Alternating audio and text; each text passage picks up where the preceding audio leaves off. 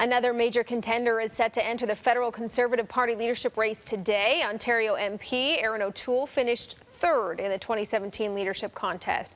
He and former Conservative Cabinet Minister Peter MacKay are considered the frontrunners, with Tories set to elect a successor to Andrew Scheer in June.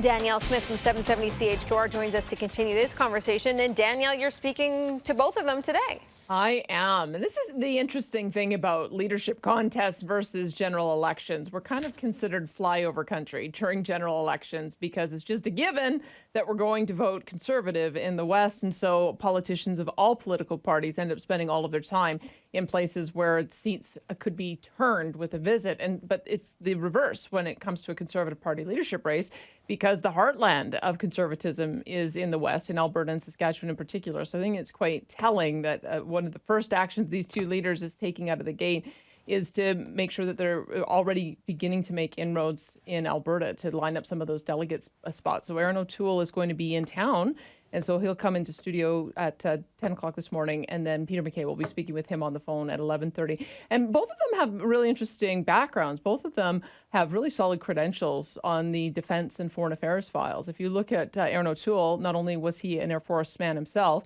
but he was Veterans Affairs Minister and was responsible for bringing the temperature down when the Harper government were making some pretty controversial changes. He also put forward a motion that was successful in this minority parliament to get a new committee looking at what our relationship with China should be. So I'll be talking with him about that. And then Peter MacKay as well, as defense minister, just long time career in politics, put his own leadership aside to merge the two parties and bring them together. And now it's looking like a lot of people think it's his turn to wear the mantle. So I think, as you mentioned, these two really are the two front runners. It'll be interesting to see what they have to offer to Albertans. I think Albertans are feeling a little bit bruised that some of their favorites aren't in the race. Rona Ambrose and Pierre Poilievre and Michelle Rempel hasn't made the decision yet. And so they'll be looking to see what they have to say about the oil and gas sector, too. Yeah. Do you think anyone else could come in and shake this thing up?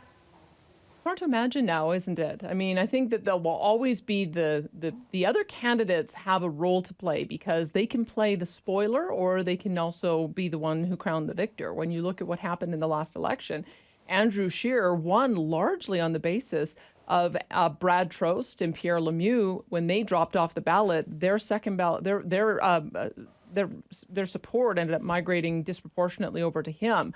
And so I think we should watch what the other candidates have to say because they could be the deciding factor in choosing between these two.